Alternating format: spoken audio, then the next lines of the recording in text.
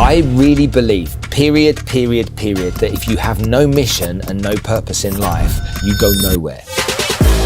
When I look at your background, Spencer, you went from this kid who couldn't really pay attention at school, parents were divorced, had financial struggles. You can actually sit here today with all this amazing success around you. I don't see myself as successful at all. I see myself as a failure. Still? Yeah, big time. Success definitely isn't money. And Maria Conceição, who I worked with the children from Bangladesh, she saved 680 children. That's success to me. But then on that metric, you're successful as well. I try and help people. Okay. I don't like pain. I really struggle with watching people in pain. You go and spend time in a village in Nepal with a community where every child at the age of 8 years old becomes a prostitute, and they have no other option. The needless suffering that people go through really, really deeply affects me. You realize that you can do very small things that we take for granted and make a huge difference to people. That changed every part of my life. Never ever since have I given a hoot about money apart from how it can help them. 10 years ago plus, you also struggled with mental health, even wondering if you still wanted to be on this planet. I was carrying something so heavy, and suicide felt like it was very light. I planned what I was going to do. It was very simple. Fly back to London, say goodbye to the children. And there were 3 buildings in Chelmsford, and I chose to jump off one of them. Jesus. And so I went back home to say goodbye. And my dad's car was on my driveway. He said, go grab a shower. There's a man I want you to meet, a buddy of mine, and introduced me to a psychiatrist, because my dad knew what I was about to do, although I'd not said a word to my dad. A lot of the documentary work and a lot of the work with the children were my cure. When I saw how tough their lives were, I had no reason to be complaining. They've got no idea what they did for me. A lot of the time people, oh, you've been so good to these kids. Let me tell you, they saved my life.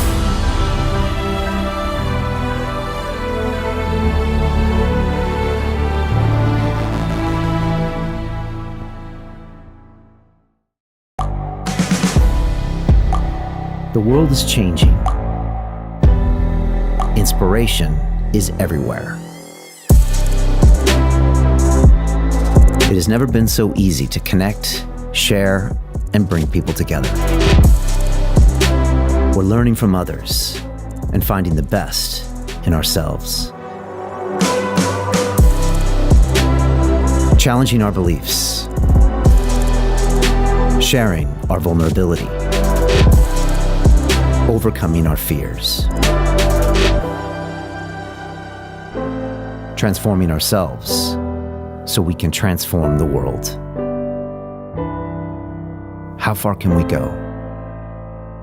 This is London Real. I am Brian Rose. My guest today is... Hi, it's Brian Rose from London Real. You probably know that we've just recently been re-platformed on YouTube after 25 months completely in the dark. The truth is, I really need your help. What I really need you to do is click on that subscribe button right now, like this video, and maybe even leave a comment or share the link with friends. We're really fighting against an algorithm that's tried to keep us quiet for so long. And the more subscribers we have, the more people watch our content, the better guests we can bring you, the better content, and we can continue transforming lives. We've been doing this for 14 years now. I want to do this for another 14 years, but I really need your help. So click on that subscribe button, like the video, leave a comment, share this, and we're going to continue to bring you more and more great content. Thank you. This is London Real. I am Brian Rose. My guest today is Spencer Lodge, the award-winning entrepreneur, business strategist, and podcast host. You have spent over 3 decades mastering the world of sales and business leadership, and were recognized in the top 100 most influential people in Dubai for your impact on the financial services industry. You've launched multi-million-dollar ventures, coached thousands of salespeople, and played a key role in scaling businesses around the world.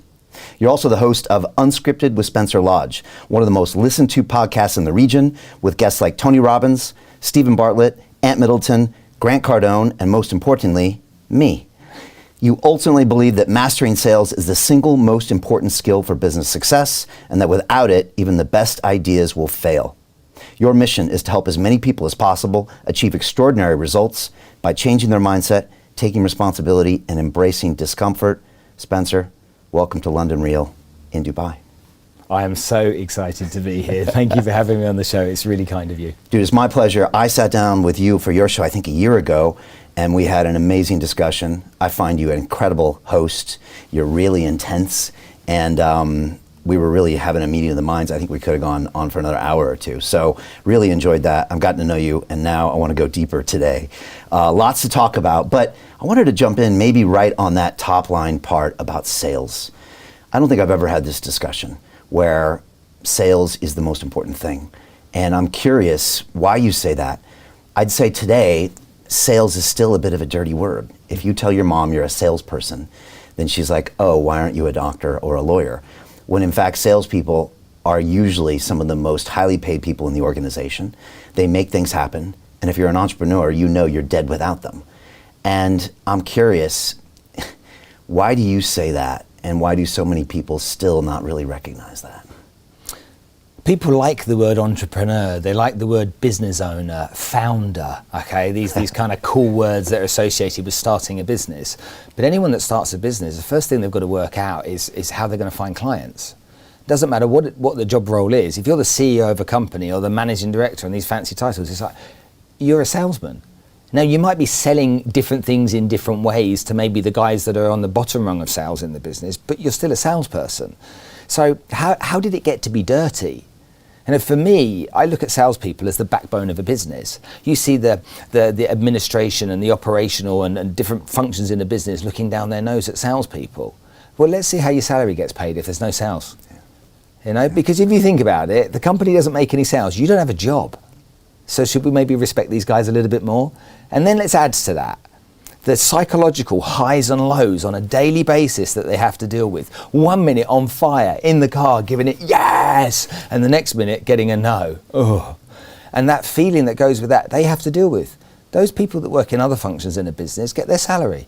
They get their medical insurance. They get everything delivered for them. Okay, they've got to achieve KPIs, but if they have a bad month, do they still get paid? Hell yeah. Salespeople don't. So I think they should be respected for bringing the revenue into the business, and I think they should be respected for the highs and lows they go through. And actually, we should champion them, because these are the guys, as you say, that are making it happen. Yeah. How do people become good at sales? Because when I look at your background and I want to go into it, I don't see the making of a salesman as you grew up as a young kid. So how did you get good at it? And how can you recognize a good salesperson? And what makes a good salesperson?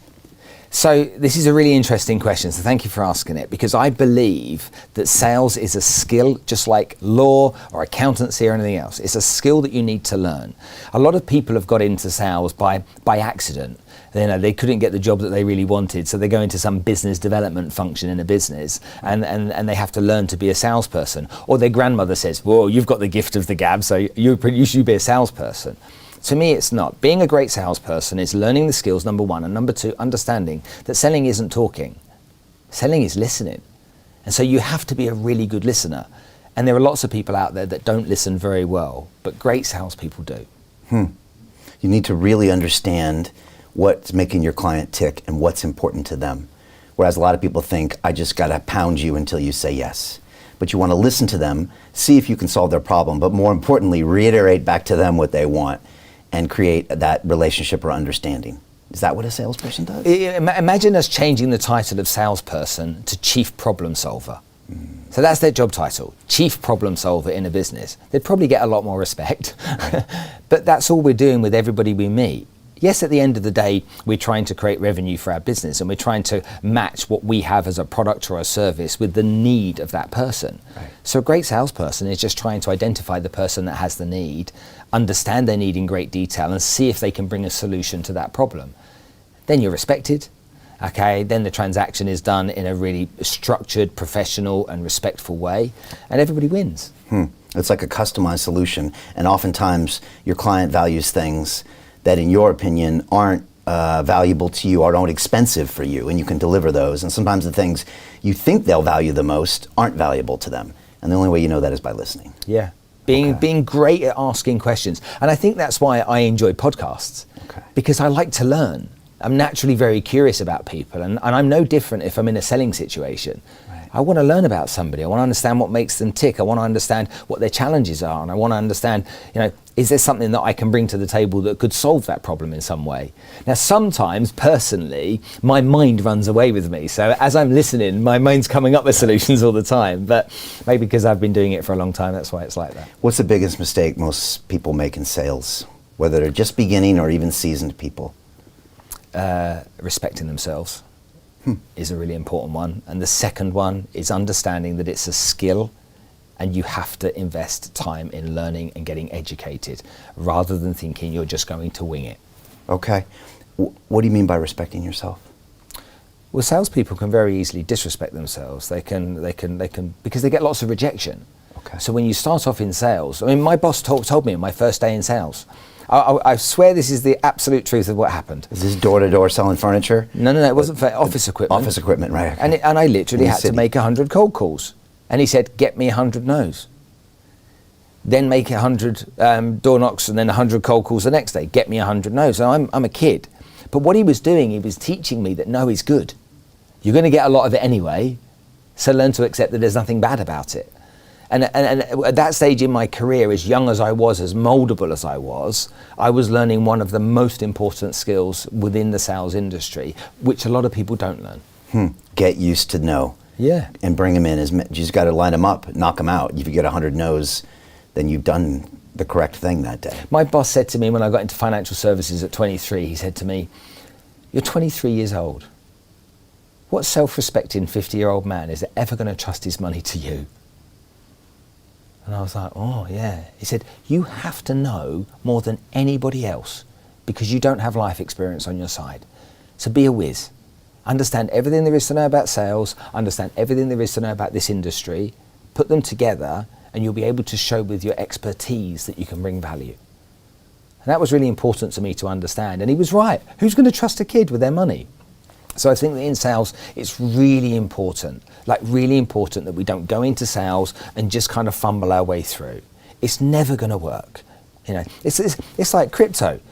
How do you ever get anywhere with investing in crypto unless you take some time to learn about it, study it, go to classes, get people to teach you how it all works, then invest in it. Now, if I said that to anyone, they'd say, well, that's exactly what you should do. But when it comes to sales, it's I'm a good communicator. I can knock on doors or I can make calls. Yeah, but why make 100 bad calls when you could make 100 good calls? Do you think we'll ever have degrees at universities in sales? Why don't we? I mean, my daughter right now, she's studying philosophy and a bunch of other things. If she said there was a sales degree, I'd be like, you're all over that. That degree would be worth 10x anything else because she could get out and be ready to do almost anything, go anywhere. Imagine 4 years, Spencer. Yeah. The details, a class on cold calling, a class on mindset and rejection, a class on each one of these things. A semester on cold calling. Imagine that. You'd be a master bulletproof. Absolutely. Role plays, internships. Yeah. I'm telling you, Harvard's missing a beat. But why don't they do that? I'm always baffled by this. I'm really baffled by this because they'll do marketing degrees. Right. Okay, degree in marketing. Yeah. And I'm like, well, marketing and sales are partners. They're friends. They're enemies sometimes in business, but the reality is they're friends. You're right. It's push selling and pull selling. It's marketing's pull selling, sales is push selling. It's like, there should be a degree in that. Yeah. It just has this weird connotation, this weird, thought process around it. It's icky, isn't it? It's icky, even though like some of the highest paid people in the world are great salesmen. And every great entrepreneur is by definition a great salesperson. Elon Musk's and the Tim Cooks and all these people, look at them, they're selling all the time. They're now building personal brands on the back of it. But who's front and center selling the new iPhone? It's Tim Cook walking around the Apple campus. It's crazy, now people really understand. And when I got into this business I'm in now, I had to be the front and center salesperson. And I didn't mind it. I was ready. But if you're not ready as an entrepreneur and you think you're going to outsource it, forget about it, right? Yeah, no chance. Because if you're an entrepreneur, you might need to raise some money. You've got to sell. Yeah. You might need to persuade people to come and join your startup with no big salaries. Yeah. You've got to sell. So it's in all parts of our lives. And Mark Cuban says, if there's one skill you have to learn, the first skill must be sales. Everything comes after that. Do you find that you can continue learning? Like I sometimes get these reels popping up on Instagram and these people saying like, here's 3 things about sales. And I watch it and I'm like, damn, that's pretty good. You know, I'm just constantly getting some knowledge. And Chris Voss, he's that famous FBI negotiator, and he always says, get them to say no, don't get them to say yes. And I don't know if I completely agree with that, but I'm playing with it and trying it. And I don't know, I'm constantly getting new ideas on sales. Well, sales is about systems and processes. Okay. You know, greatest salespeople have systems and processes they follow. So if I look at my success when I was actually selling, I had a system that I followed. Okay, I was a guy that had three options. I could cold call, I could network, or I could get referrals. Well, I didn't want to cold call. Nobody does. Networking, I'm the guy in a networking event in the corner looking at my phone going, why am I here? Why am I here? Yeah, Even you? I don't like going into a room of strangers. Of cold, okay. If I go in and I'm coming to see you and you introduce me to 3 people, that's fine. Okay. But if I don't know anyone, that's What if they know you because of the show and stuff? And someone said it, I was hiking the other day, I was coming down the mountain, this lady went, you're famous. And I'm like, am I? That's amazing. And I was just, immediately, I just felt uncomfortable. It's a weird feeling. As you said that. But I think that as salespeople, understanding your systems and the processes you follow is important. So for me, it was referrals. Okay. Now, I wasn't the best salesperson, but I was the best person at getting referrals on the planet. Nobody in my industry could come close to me. But because I obsessed about it, and I listened to every video. You know, back then it was the cassette tapes and the CDs, whether it was Tony, Zig Ziglar, whoever it was, Jim Rohn and stuff like that. Nowadays there's many more. And there is some really good content out there. There's an Italian guy in the UK that wears really bright yellow suits, and he's a cold calling expert. And his cold calls are brilliant, and he literally does them, and you can hear the person speaking at the other end. And I learn something from him every day. Wow. He cold calls people. He says to them, if I told you this was a cold call, would you pick your phone up and throw it out the window? Nice. And I love lines like that. There's great starts. If I told you this was a cold call, would you forgive me? And so I think that when you've got people like that are giving some value in some way, learn, try it. It might work for you, it might not, but definitely listen. But it's really a process. It's not about a fancy trick or a one-liner. It's really about a system. Yeah. And that is, you're doing tons of outbounds, you're following up with people, you're doing all these things that ultimately get the result, just like an engineer would or just like a designer would. Exactly. And that's the way you should look at it, as like a skill, not some magic ability, not something to do when you're inspired like an artist. You just got to grind and put in the time. Yeah. Okay. Our mutual friend Grant Cardone, I remember once said something, it just came into my mind. He said, sell standing up, close sitting down. And I think what he meant by that is the emotion and the excitement is done standing up. Maybe that's when you're on the phone and you're standing up, or maybe you're with them, and then when you close, you're sitting down, which means, okay, now I'm going to go through all of the details and get them to sign and make sure they know everything, to where when it's closed, they're happy, they don't come back later saying, I didn't know that. Do you agree with that? Do you ever think about that? Okay. So let's say we were doing some training right now and we had 10 people in a room and we decided to do some role plays. Is it going to be better if they stood up to do role plays or sit down? It's always going to be better if they're standing up. Okay, there's more energy, the esophagus is open, we're breathing better. So I believe you should stand up when you make every call. They say smile when you dial. It has purpose behind it. Smile, be in a positive mindset when you dial. Nobody wants to answer the phone to someone going, hello. You know, they want someone positive on the phone. When whatever it is for you, and I don't believe it's a numbers game, sales. Okay, I don't believe, like a lot of people do, it's a numbers game. I believe it's the right numbers game. So for example, you can make 100 cold calls or you can call 10 referrals. What would you rather do? Yeah. I'd rather call the 10 referrals all day long. Right. I've probably got a better chance of converting 10 referrals than I have 100 cold calls. Well, 10 referrals might take me half an hour. 100 cold calls might take me half a day. So for me, I don't believe the numbers game should be like that. Okay.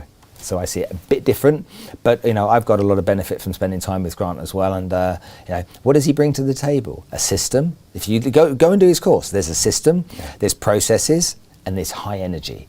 Right. And that's the ingredients we need. I remember one of his processes, I think, was the follow-up. He's like, so many people, just salespeople, they miss the follow-up. They don't do the follow-up, and the follow-up after that, and the follow-up after that. Maybe because that's a little more grunty, and maybe you don't have the adrenaline spikes with the initial outreach, but that's the system, right?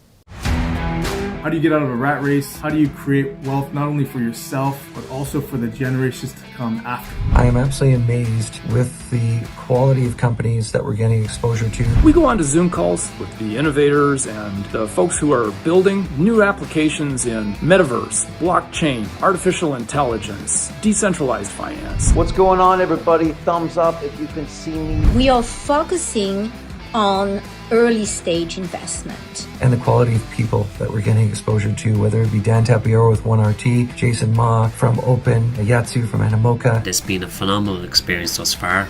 It has far exceeded my expectations. We are focusing on cutting edge technologies. I view it now as the best investment I've ever made. The upside I view is unlimited. And as a retail investor, I would never get this exposure anywhere else outside of Investment Club. See you in the investment club. The other thing is we forget that if you speak to 100 people, there might be people in there that it's not the right time. Yeah. They might have just had an argument with their wife. Yeah. They might have just had a bit of road rage in the traffic, you know. They might have come out of a busy meeting. They might have a busy day. It might not be the right time now. That doesn't mean they don't like you. It just might not be the right time. So why would you not go back to them again? Maybe the next time is a right time. And people will always put you off by saying, call me back in 3 months, okay? Or call me back next month. It's like, no, can I call you back tomorrow? You know, if we're going to do something, I'm going to demonstrate some value to you. So let me demonstrate that value, and then you can decide whether I'm of value to you. Okay. And if people are intrigued by this, what do you think is the best way for people to learn how to sell? The first thing I would do is I'd go online and I'd look, because different people appeal to different types. You know, there are some great sales trainers out there. Grant's a great one. You know, Chris Voss has his approach, but there's many out there. But go and say to yourself, this is a skill. I'm going to learn this skill, and I'm going to find someone whose personality and approach I like, so that I can learn the skill from them. Okay. And then always be a student. Okay. Love that. All right. Love that. I want to talk about your background, because I can't even believe you're here based on your background. There's nothing in your early days that would imply that you would be as successful as you are today, in my opinion. And I want to go into that. But first of all, I know you as like the king of Dubai. Well, not the king of Dubai, but one of the most plugged in guys, an OG here, who's been here for a long time and seen the whole thing grow. Can you tell me about your experiences in Dubai? How long have you been here? Why did you stay here? And like what you've seen over this past decade plus. Imagine you go and work for a company where the boss that you work for is really ambitious, and he really wants to be successful, and he really wants to take you with him. Now plant that into a city. Bear in mind, I've lived in 9 countries before I came here. So I've been around the world, South America, Far East, Africa, Europe. I've been all over Eastern Europe. So I've got a fair understanding of what people are like around the world. And then I come here to this city, and I remember what happened, and people won't necessarily know all of the UAE, but I landed at the airport, and I had a meeting in a place called Al Ain. Now Al Ain is a town about an hour and a half from Dubai. So I arrive at 2 o'clock in the morning, I jump in a taxi, and I give them, the taxi driver, the Hilton Hotel Al Ain. And he's like, Al Ain? And I'm like, that's what it says. He went, Al Ain? I'm like, yeah. So we drove through the night and we got to this hotel. I wake up the next morning, open my curtains, okay, there's mountains. I'm like, are we in the right country? I thought this was desert. Anyway, the guy I was meeting met me, we had the meeting, and he drove me to Abu Dhabi, and it was very Arabic, you know, it's very a big part of Arabia. Lots of sand, lots of desert, lots of kind of old buildings, nothing too swanky and sexy. And then later on in the day, about 5 o'clock, we drove to Dubai from Abu Dhabi. And as we're coming towards Dubai, I could see these lights and these stuff going on in the distance. I'm like, oh, that's Dubai. And so we're driving up this highway, and I'm like, and so I said to the guy, I said, is that Dubai? He went, no. I said, what's that? He said, oh, that's Dubai Marina. That's a project they've just started. I'm like, that is a marina. It's the biggest marina project ever built in the world, and this is the first part of Dubai that I saw, and I'm like, holy macaroni. What year is this? This is 2005. 5, okay, 20 years ago. The marina had 6 towers that had just been finished. The rest of it was nothing. And they had dug out the water was there. The water was there. Just 6 towers. But not both ends, only one end. So you couldn't go all the way through and loop around. Wow. So that place that I know you at, that was all blocked off at the beginning. Okay. And the Palm was? Palm was built, but there weren't houses. There were a few houses on it. Okay. So they were just started. So they were just selling them off plan when I was there, and then people were moving into the first houses. And then people were saying, yeah, you can buy a house for £500,000 on the Palm Jumeirah. And I'm like, who the hell would want to live on a man-made island? You've got to be nuts. But I also said that about the marina. I'm like, who the hell would want to live in the marina? And this, and like, who the hell would want to live in JBR? You know, all of this stuff. It's like, why would they want to do that? But you could just see that there was real ambition. And what I learned very early on is that we don't have politics here. So in England, what do we meet? We meet, how's the weather? How's the traffic? How's public transport? Politics, religion, normal conversations in the UK. We don't have politics here. And that was really refreshing. We don't have weather either, because it's either hot or mega hot. So hot is all it is. Right. So I'm in a country where you can see there's ambition. You can see there's lots of stuff being done. Across the road from my office at the time, they were just about to build the Burj Khalifa. And so it was a big construction site of which nothing came out the ground at first, because all the foundations and the underground car parks were being put in. But then slowly this building came out of the ground, and every week another floor went up, and it was literally outside of my office window. And I'm like, wow. And this huge shopping centre, I'm like, wow. And they're like, this is going to be a whole city, a whole district. This is downtown. And I'm like, I knew it as the desert. I was running around with a football out in the desert before. So I saw this going on, and I could see that there's a lot about this place that was cool. And another thing that was really interesting is every time my mum and dad came to visit, my dad's an architect. Every time mum and dad came to visit, my dad was like, oh, look at that building. Oh, look at that. He was spotting stuff he hadn't seen 3 months before, and he couldn't believe how quickly they were constructing it. And so that gave me a good understanding of what was going here and the ambition. And one of the greatest marketing statements I saw, they were building the World Islands.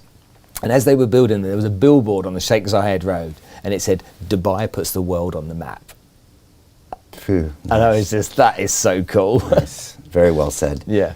Did anything make you want to hesitate coming here? Or were you just kind of like, I like the energy, I want to be here?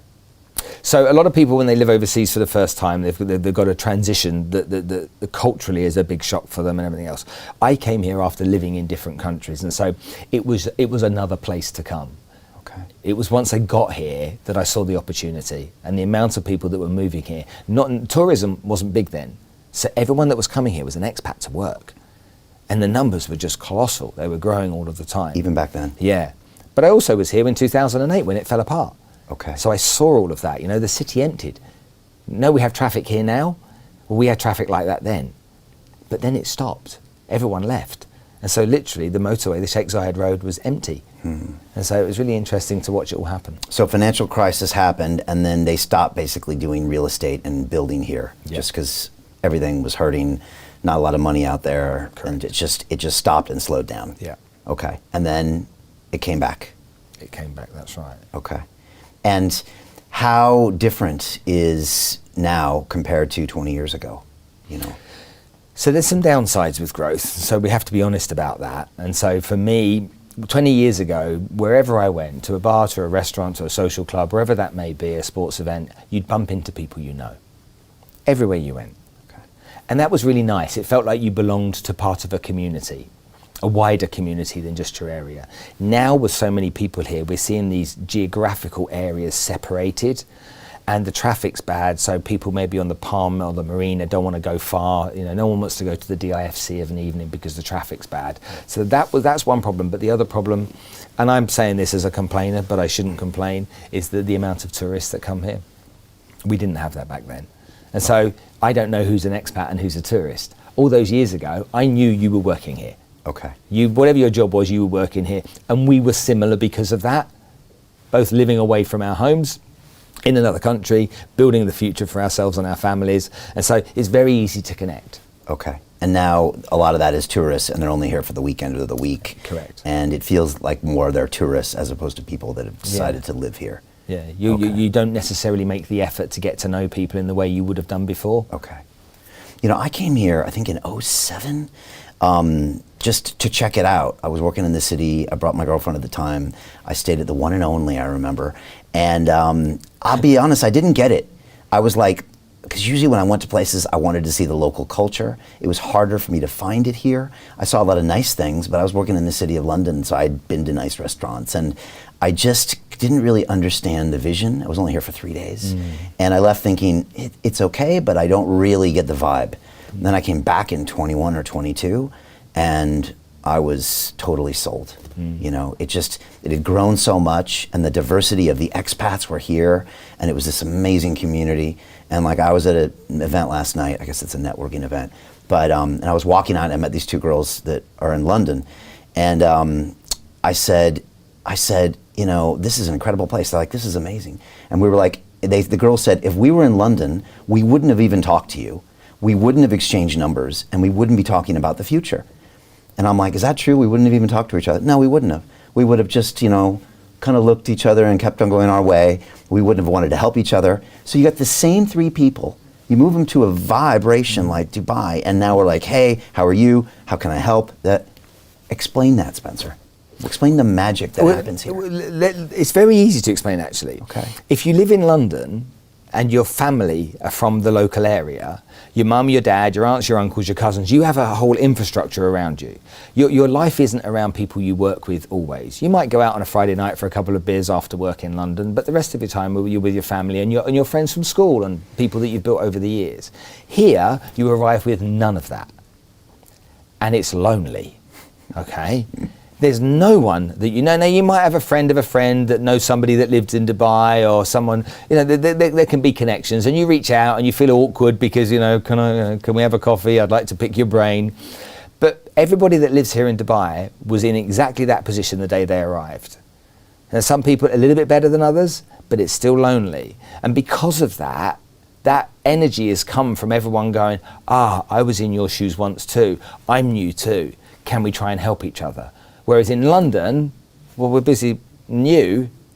You know, I lived in Amsterdam. The reason I moved to Amsterdam is that as a kid, my dad was with Shell. And so I knew lots of international Dutch people, yeah. And I'm like, yeah, Dutch people are great.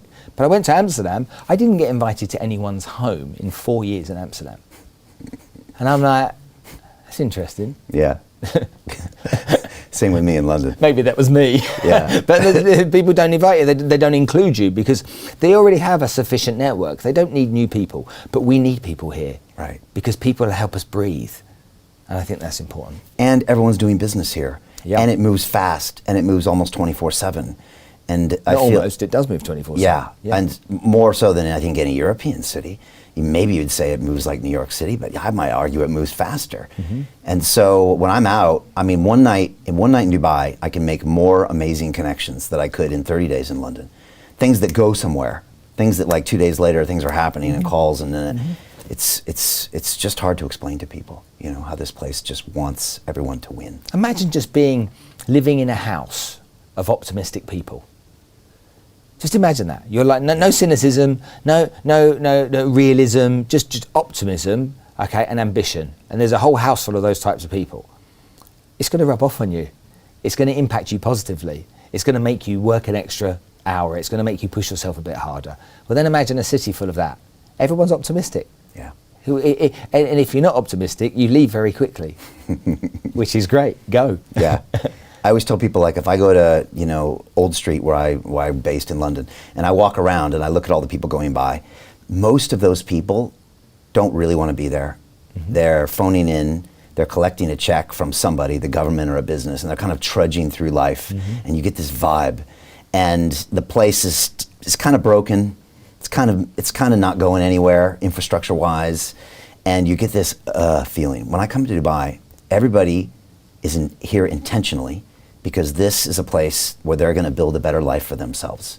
Whether you're a cabbie or the girl from Cameroon that gives you my coffee at Starbucks, or you, or all these people, they've intentionally come here because they want to make their life better and they want to change their circumstances. And that energy alone, for me, just makes the whole place vibrate at this really high level. Okay, so here's a great way of understanding it. In London, those people, you can't say to them, if you don't like it, leave. Because there's nowhere to go. Right. That's where they're from. if you don't like it, leave. But in Dubai, if you don't like it, leave. Get on a plane and go. If you can't make it, you're gonna go. You'll have to go. You have to go. You've got no choice. Right. Yeah. You can't camp out on the street. You can't get benefits. Nope. So you have to hustle and make it happen. Right. There's that famous quote, I think, by the sheikh said, when you wake up in Dubai, you run. Whether you're the lion going after your prey, you run. Whether you're, the impala, you run. Everybody wakes up and runs. Yeah. It's brilliant, isn't it? It's brilliant. This is, I'm going to tell you this after living in 10 cities, okay? This is the best city in the world, bar none. I'm not a local, I'm not paid to say that, okay? I don't have any upside for saying that. Seriously, if you want to live somewhere and enjoy the experience and be in an environment where you can succeed and grow and be around other people, there is no better place on the planet right now than this place. And I've been here 20 years, so I've seen it all. I'm not the guy that's been here for 12 months. There isn't a better place than this, period. I can't believe you could say that with that much excitement after being here for 21 years. Think about it. People can't say that about a marriage or their company or anything after 21 years, even after 10 years, but you're saying that. If you follow you on social, on Instagram, it looks like you're paid by the Ministry of Tourism. It is, and a lot of people are like that here. I follow their feeds and they're like, let me tell you again why this is the greatest place, and it's just on and on. I think I do the same thing on my stories. But what's this whole woke thing that happened in the rest of the world? That didn't exist here. Amazing, right? I mean, what did the rulers of this country do? They just rolled their eyes and went, whatever. Okay, they dealt with COVID in a way that the rest of the developed world, the rich developed world, didn't know how to. Whether that's Australia, the UK, Europe, okay, literally it dealt with very quickly and handled very well. Okay, you used to think about a country that's 50 years old or 51 years old. Imagine what in the UK you do in 50 years, and you compare that to what they've done here. Are there parts that don't work properly? Yeah, of course. Is the legal system perfect yet? No. Okay, but they're working hard all of the time. So you've got this city that's equally in the race to succeed, just as every entrepreneur is. They want to be the best. They want to bring this, and so you're in this place where it's literally, come on, let's go together. And so you get sucked into that positivity, and there's no reason for anyone that works hard to fail. Right. So much abundance here. There's so much success just waiting to happen for people. Yeah. Just curious, when you think about the future of the city, is it just going to keep growing and growing and growing? And they have ambitions of being the best city in the world, the #1 place in tourism. They just want to keep going. What can we compare it to? Maybe Singapore. If you look at Singapore, they're essentially a very small landmass. You look at the UAE, 84% of this country is Abu Dhabi. The other 6 Emirates cover the rest of it. But if you go up in a helicopter and look down at this city, there's not much of it that's developed. Yeah. The country's actually not very developed. We might think it is because we see all these towers everywhere and whatnot, but there's a thin strip of the sand from the coast in a couple of kilometres that's developed. The rest is desert. So geographically, we're in a great location. Okay, we've got phenomenal airports, which means we can move around, and so can logistics move around very easily. We've got favourable tax benefits of working here. Is it going to grow? What would stop it growing? And the great thing is, all of the people that are here are comparing it to there, and they've got reasons not to be there. Whether that be Indians, Pakistanis, British, French, Americans, Australians, South Africans. Why would a South African come here? No tax and it's safe. Okay, there you go, 2 things. My kids, my house won't get robbed, my car won't get stolen, I won't get carjacked, and I can earn more money tax-free.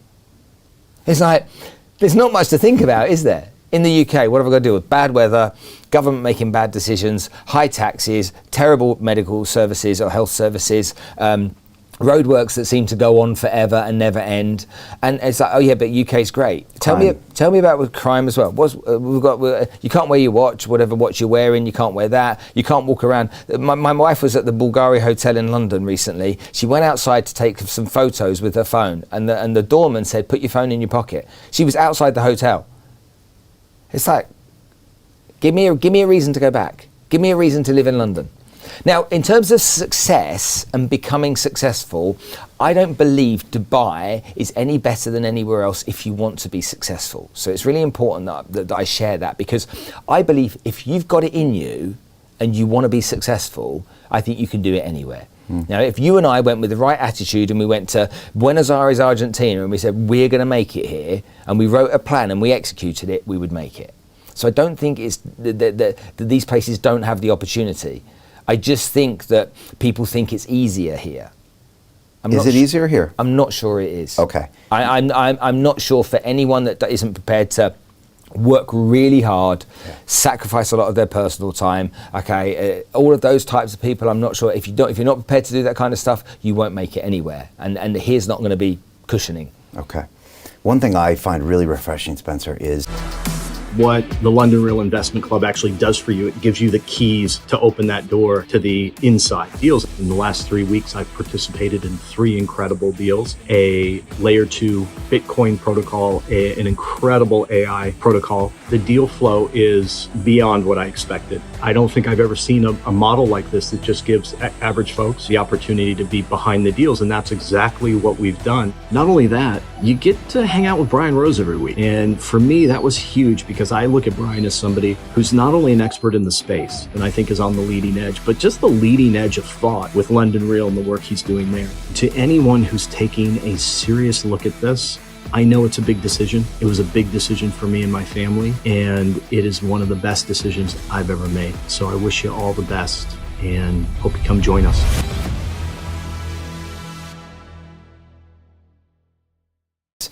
the lack of politics, you know? I just turned it off when I left London at the end of December, and I will refuse to log into any of the news sites. And it's just nice to stop the bickering and the drama and the headlines and the did you hear what he said and did you see what the stupid thing she did? And it's just like, it's become such a huge part of our lives in the last 20, 30 years. Politics, which used to be something when I was a kid, you'd think about every 4 years or every once in a while. Now it's literally replaced entertainment. And it's just so low energy that I find it really nice not to be surrounded by that here. And I think I was talking to Dr. Marwan, who's an Emirati here, an amazing guy, and he just said, yeah, we try to dial all that down so you can focus on your business and your family and the stuff that matters. And it's really noticeable, you know. There aren't any politics. You don't make any decisions. You don't get involved in it. And think about every time a country allows other people to be involved in decisions, it never goes anywhere. Yeah. You know. Now, okay, if the rulers were megalomaniacs and causing great problems, then that's a different scenario. But you've got a group of leaders in this country here that make the decisions, they move very quickly, and they're doing what's in the best interest of their people, and indirectly that becomes in our best interest too. Yeah, very much so. All right, I want to talk about how you made yourself into this person, and then I want to talk about your show as well. But when I look at your background, Spencer, like, you could easily, not be where you are right now, and yet you are here. And I'm just wondering how you went from this kid, who couldn't really pay attention at school, parents were divorced, had financial struggles, you're bouncing all around to different places, and you can actually sit here today, with an incredible business, an incredible podcast, and all this amazing success around you. If your teachers had told you the least likely to succeed, I feel like you would have been up there in your grade. And I feel like if you ever went back to your reunion of your high school or whatever, you'd be looking around at a bunch of people and they'd be like, oh my God, I can't believe he made it. When I read your backstory, I get that. Am I off there? I think when other people see you and interpret what happened, I think they see it differently to how you do. I mean, Mum and Dad getting divorced when I was 7, is that highly unusual? Probably not. Same with me, by the way. There you go. Dad going bankrupt, I see that as his badge of honor because he lost his business and he started and built again. I had a mum that worked really hard, even though she had the kids to bring up. She had 2 jobs, and by osmosis, I was learning about that. But I couldn't get the school thing, and I was bullied quite a lot because I wasn't very intelligent, or appeared to be very intelligent at school. And so I didn't really fit in at school. I didn't know if I was a loner or not. I seemed to try and use humor to get myself out of trouble as much as I could. But But I don't, and I think everyone needs to have this moment where they realize what they're fit for.